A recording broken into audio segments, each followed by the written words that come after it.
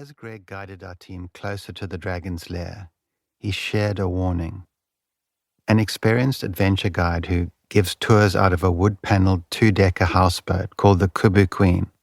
Greg knows the Okavango Delta panhandle well, and he knows crocodiles. He couldn't guarantee we would survive the dive. Crocodiles are among the few predators that consider human beings prey, and they have the strongest bite of any animal.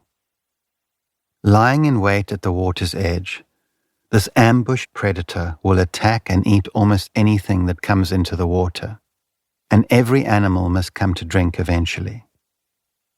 Humans are the perfect prey for these crocodiles, Greg pointed out. We're the perfect size. As our boat motored slowly along the curving stretch of water, Didier skimmed the surface with a mini high-definition camera on a long pole that resembled a pool cleaner. After a few moments of filming, Didier called us close to view a playback of his footage. "I've never seen this before," he said, half-joking. "Maybe he was ambushing us." I looked over the side of the boat to track what he had captured on film, and there was a crocodile some 14 feet long.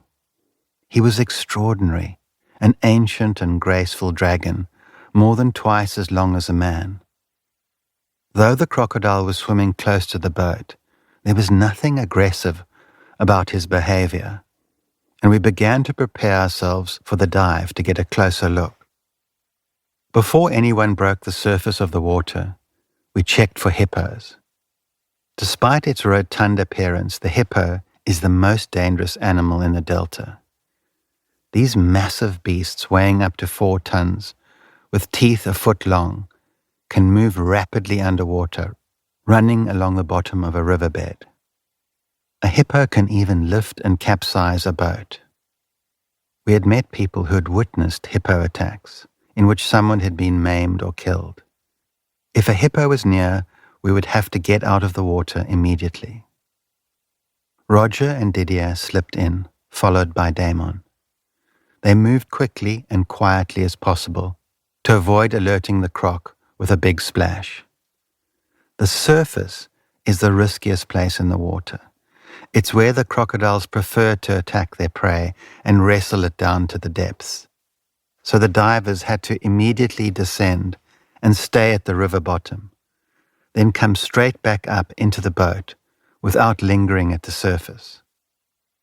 I stayed above to film as the 3 descended to where the crocodile was now resting on the sun-dappled sediment floor. They avoided moving backward as a prey animal would. Instead, they kept still or moved towards the croc, a tactic to confuse the animal. I started preparing my gear to follow them into the water.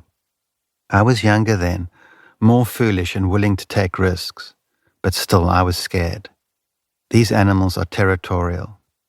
A member of a photographic expedition that traveled to this same place not long after our expedition had his arm torn off by a crocodile and nearly died. Still, despite the risks, I felt the pull to be closer, to feel this animal's wildness, to understand. Of course, we'd taken precautions. For most of the year, even the most daring diver would not attempt to swim the waters of the Okavango Delta. Visibility is too low, leaving you with little way of knowing if a crocodile is approaching. But we'd planned our trip in June, when the surge flows peak. The water flows strongly and steadily, clearing the sediment, and there's usually a 2 to 4 week window of clear water. Waiting on standby in the boat was a trained medic with a fully stocked trauma kit, including oxygen cylinders. When the dive team slipped beneath the surface, the medic went on high alert. We had briefly considered taking some kind of weapon with us, but decided it would be unfair to invade an animal's environment and then try to kill it if it attacked.